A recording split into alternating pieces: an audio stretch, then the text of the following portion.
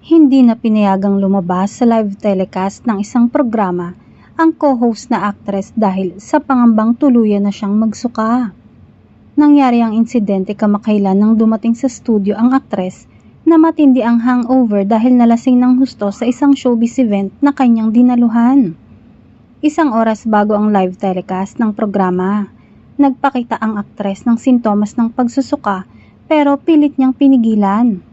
Ang production staff at ang mga kasamahan ng aktres sa trabaho ang nagpayo sa kanyang umuwi na lamang at magpahinga muna hanggang mawala ang kalasingan niya kaysa malagay siya sa alanganing sitwasyon. Nag-alala ang mga katrabaho ng aktres na baka magsuka siya habang nagaganap ang live show nila na mas malaking kahihiyan ang idudulot sa kanya. Sinunod ng aktres ang payo. Umuwi siya sa bahay at nangakong babalik na lamang sa hapon para sa taping ng mga episode ng kanilang TV show. Pero hindi na nakasipot ang aktres dahil sa kanyang mabigat na pakiramdam. At dahil hindi na siya nakapag-taping, malaki ang nawala sa talent fee ng aktres. Matagal na hinintay ng aktres ang pagkakataong mapansin siya at mabigyan ng mga proyekto sa telebisyon.